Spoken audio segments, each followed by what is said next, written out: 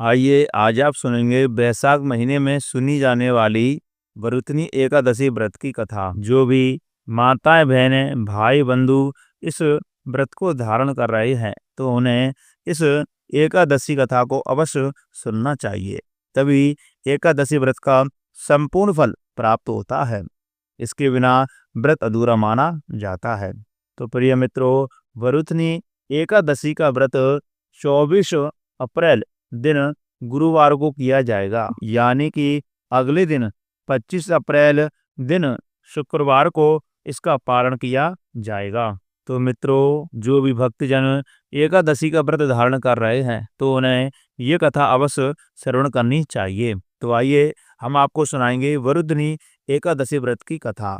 तो बोलिए लक्ष्मी नारायण भगवान की जय, कृष्ण कन्हैया लाल की जय, एकादशी महारानी की जय। युधिष्ठिर ने पूछा, हे वासुदेव, बैसाख मास के कृष्ण पक्ष में किस नाम की एकादशी होती है? कृपा करके उसकी महिमा बतलाइए। भगवान श्री कृष्ण बोले, हे राजन, बैसाख महीने की कृष्ण पक्ष की एकादशी को वरुथनी एकादशी के नाम से जाना जाता है।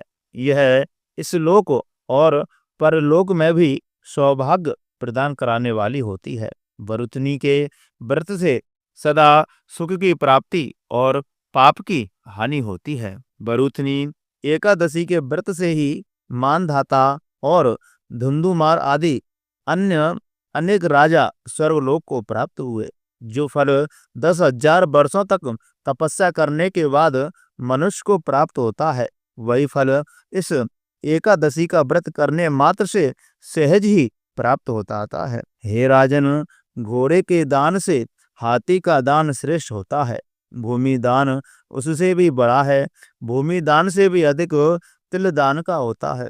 तिल दान से बढ़कर के स्वर्ण दान और स्वर्ण दान से बढ़कर के अन्य दान है, क्योंकि देवता, पितर तथा मनुष्यों को अन्न से ही तृप्ति होती है। विद्वान पुरुषों ने कन्यादान को भी इस दान के समान ही बताया है। कन्यादान के तुल्य ही गाय का दान है। यह साक्षात भगवान का कथन है। इन सब दानों से भी बढ़कर के है विद्यादान। मनुष्य वरुथनी एकादशी का व्रत करके विद्यादान का भी फल प्राप्त कर लेता है। जो लोग पाप से मोहित होकर के कन्या के धन से जीविका चलाते हैं, वे पुण्य का क्षय होने पर यातना में नरक में जाते हैं। अतः सर्वथा प्रयत्न करके कन्या के धन से बचना चाहिए।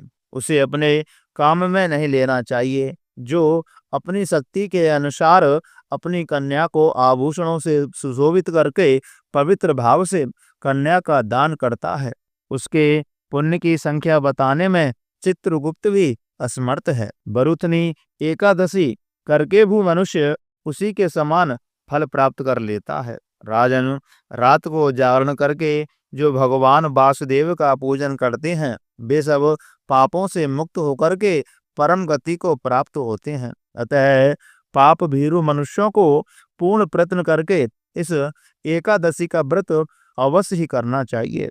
यमराज से डरने वाला मनुष्य अवश्य वरुथनी एकादशी का व्रत करे।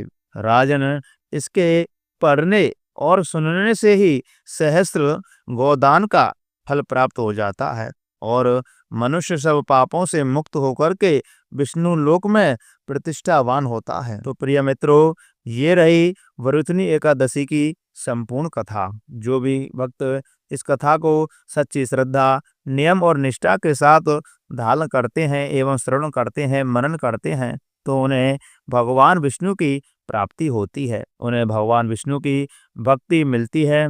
तो प्रिय भक्तजनों, आपने वरुथनी एकादशी कथा के माध्यम से सुन ही लिया है कि वरुथनी एकादशी का व्रत करने से किन किन पुण्यों की प्राप्ति होती है। तो प्रिय मित्रों, इस वरुथनी एकादशी व्रत को अवश्य धारण करें। जो भी भक्त इस कथा को सच्ची श्रद्धा के साथ श्रवण करते हैं तो उन्हें 1000 गोदान के बराबर पुण्य फल की प्राप्ति होती है। तो प्रिय मित्रों, मैं आशा करता हूँ यह कथा आप सभी भक्तजनों को बहुत अच्छी लगी होगी। तो कृपा करके इस कथा को ज़्यादा से ज़्यादा अपने पारिवारिक जनों के साथ शेयर करें, अपने मित्रों के साथ शेयर करें, जिससे कि उन्हें भी यह कथा सुनने के लिए मिल सके, उन्हें भी पुण्य प्राप्त हो सके। और वीडियो को ज़्यादा से ज़्यादा लाइक करें, कमेंट बॉक्स में लक्ष्मी नारायण भगवान की जय अवश्य लिखें, ओम नमो भगवते वासुदेवाय अवश्य लिखें और चैनल को सब्सक्राइब करना बिल्कुल भी ना भूलें। जय श्री राधे, जय श्री कृष्णा।